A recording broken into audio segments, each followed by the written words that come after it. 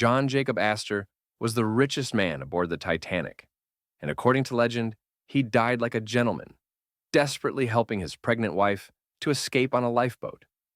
However, the truth about his final moments is far darker and more complex. Born into one of the most affluent families of the Gilded Age, John Jacob Astor IV had everything, the best start one could imagine.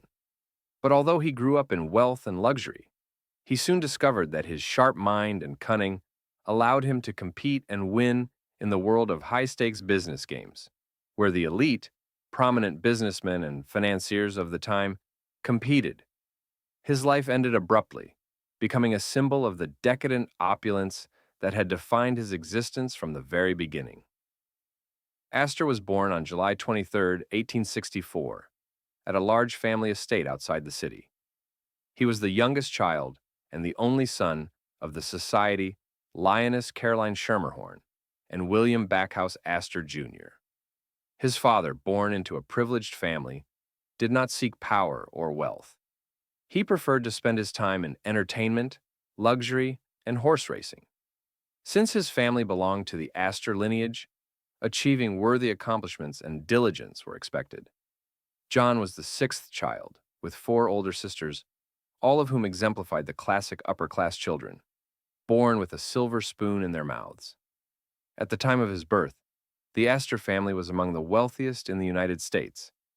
His name, given in honor of his great-great-grandfather, the founder of the family line, was John Jacob Astor, who arrived in America in the 18th century with almost nothing, carrying only a few musical instruments. He began his career in fur trading, where he achieved great success, amassing a fortune, and then shifted to real estate development in New York City. These investments in the rapidly growing industry helped Astor become the first multimillionaire in U.S. history. His wealth and societal influence opened doors to the best educational institutions. He studied at the prestigious English boarding school in St. Paul's, located in Concord, New Hampshire, and later attended Harvard. However, after some time at university, Astor grew weary of academic routine and decided to leave without graduating.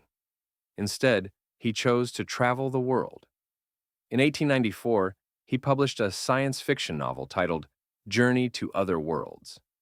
The book detailed life in the 21st century, exploring humanity's expansion beyond Earth and the colonization of other planets. This project became a precursor to his interest in scientific discovery and dreams of the future. The young Astor, whose imagination was boundlessly directed toward the stars and the conquest of Saturn and Jupiter, did not stop at mere flights of fantasy.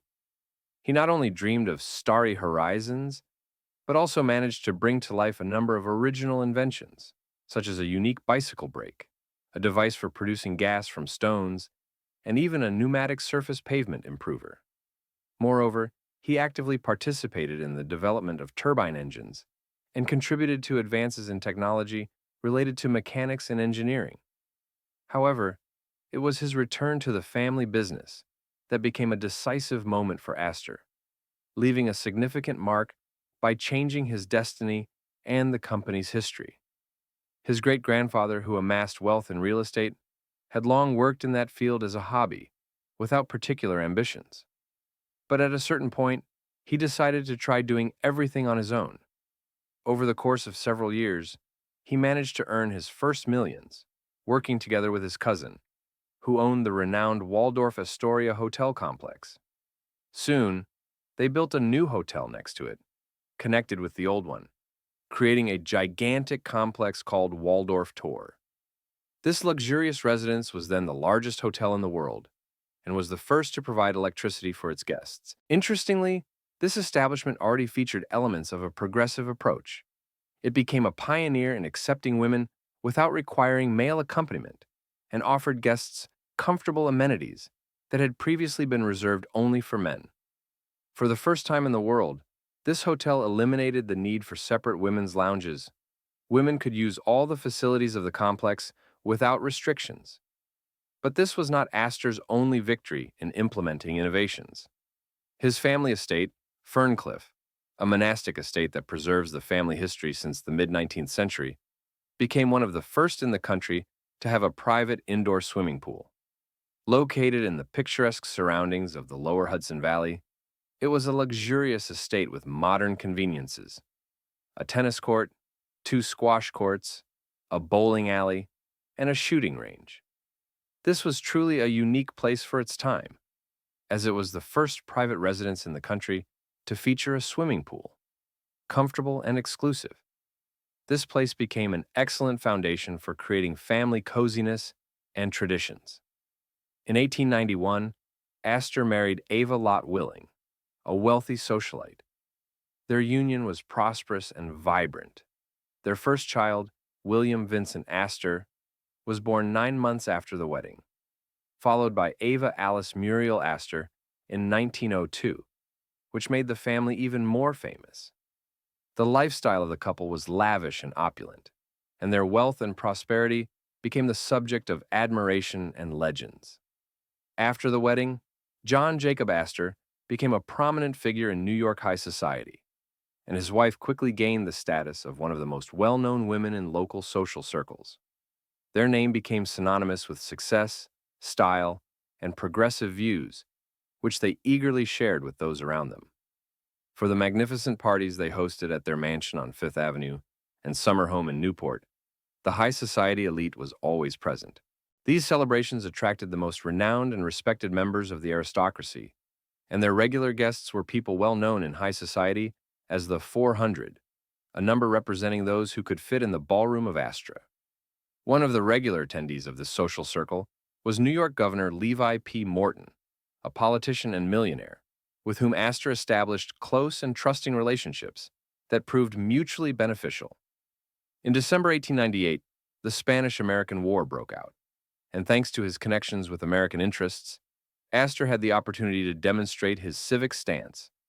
He personally donated a substantial part of his vast fortune to support the national campaign and allowed American forces to use his yacht.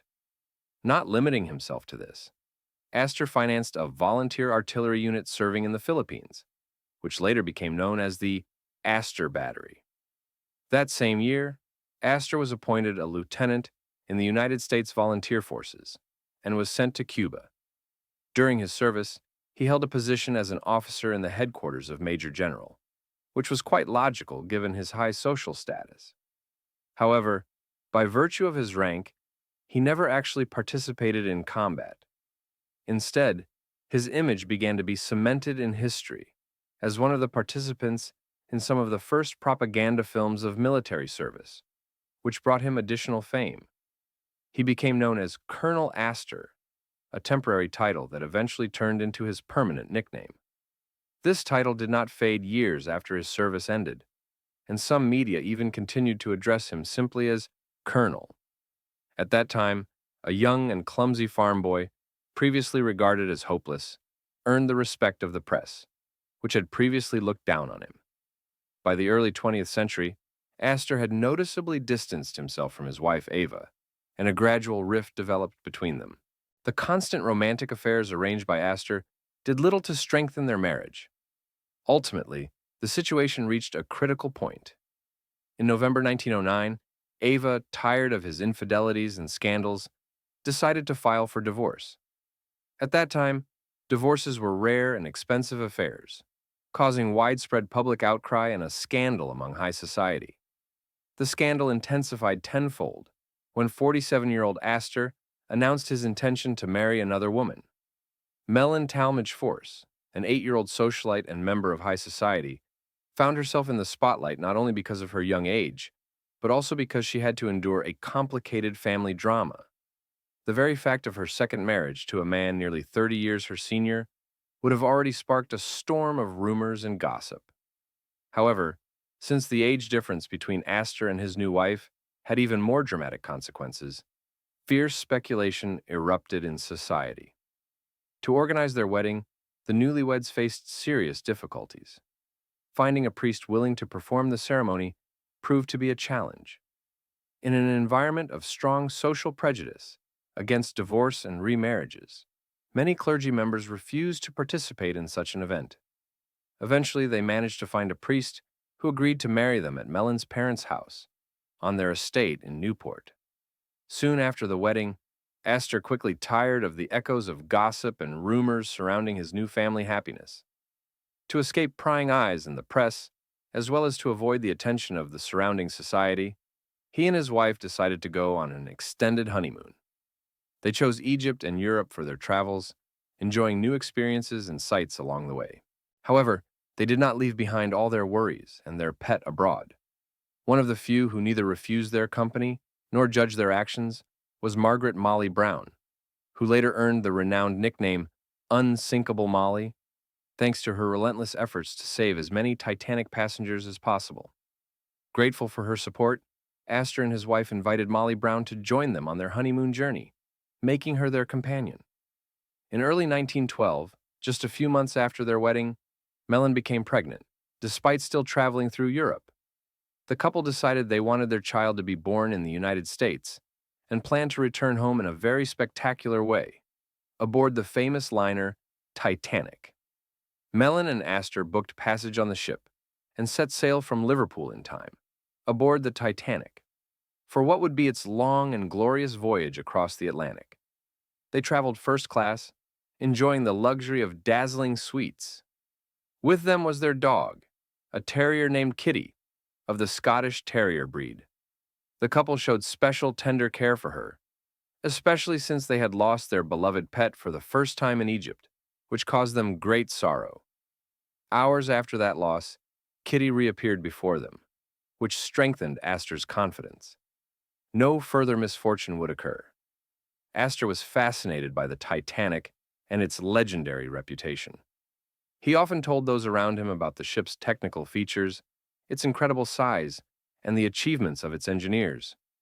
It is said that he even once uttered the famous phrase, "This ship is unsinkable," which over time became a kind of metaphor for modern shipbuilding, proof that he was virtually invulnerable, a marvel of engineering.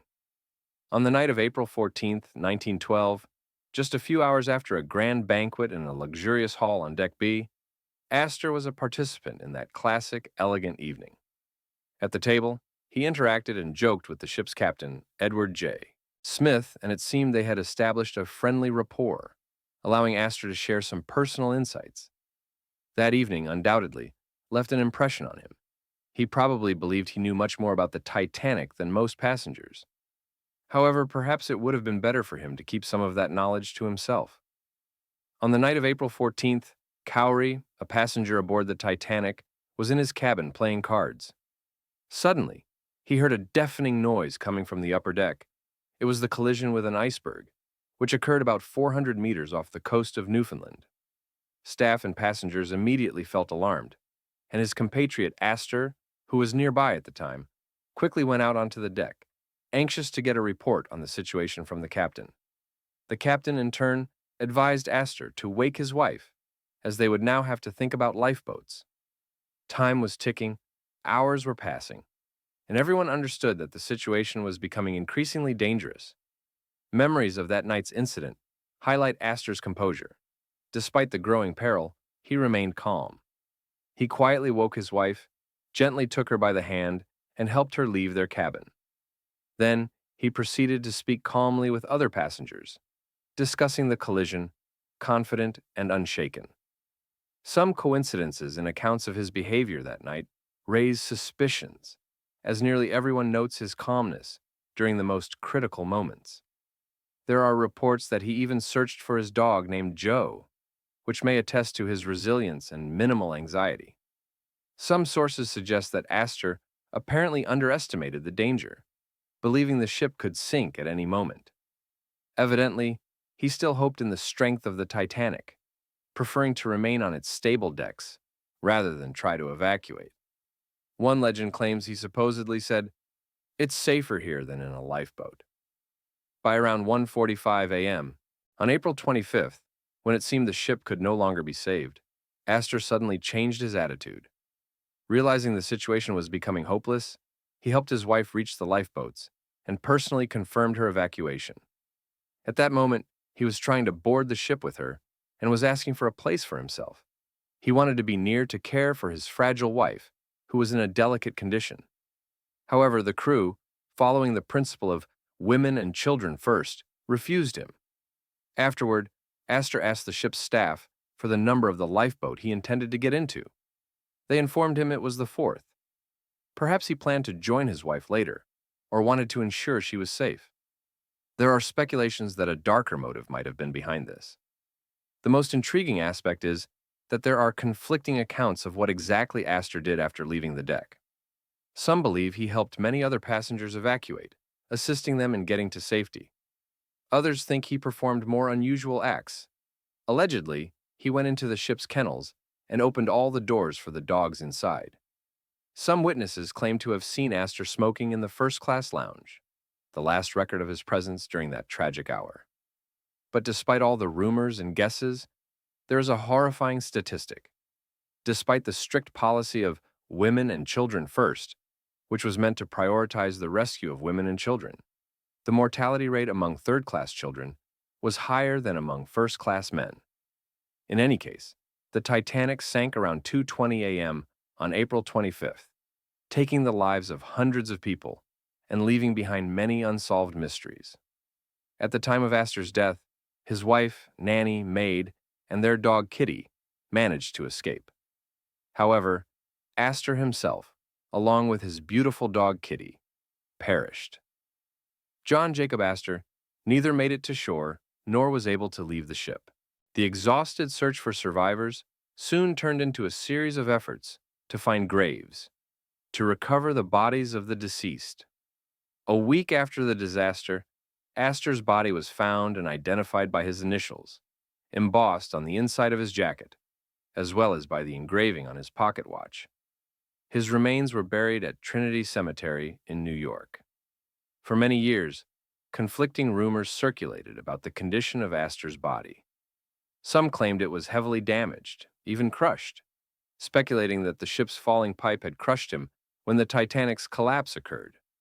Others argued that the body found was well preserved, casting doubt on the initial assumptions. However, only his family cared about the condition of the body. His son Vincent recovered the find and carefully restored the pocket watch that was found with his father, reportedly carrying it with him everywhere.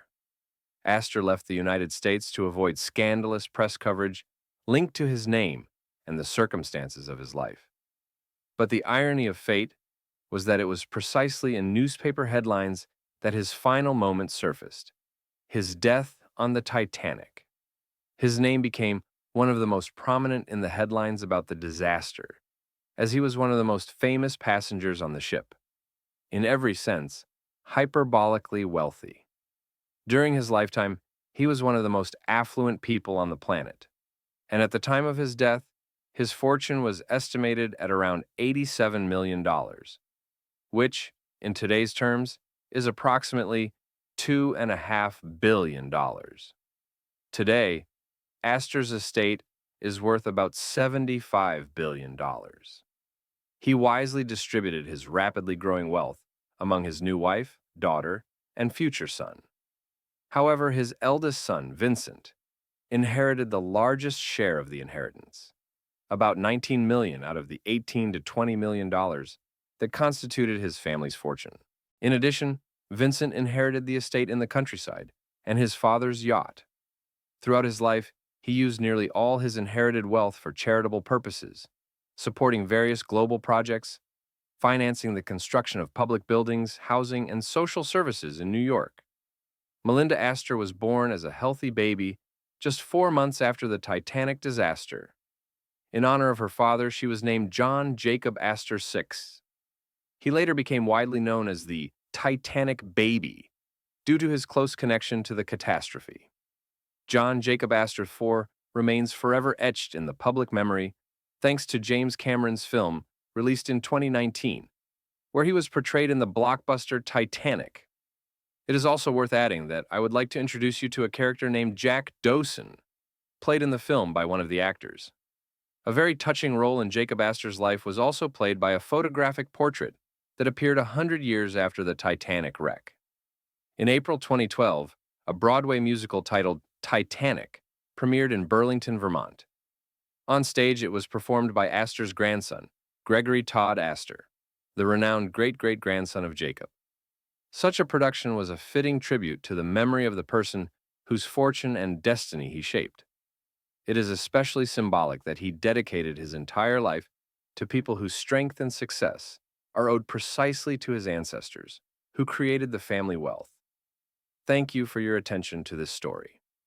If you are interested in uncovering the most fascinating and important events of the past, take time to study classic stories and facts. Acquire new knowledge to better understand our history and those who were involved in it.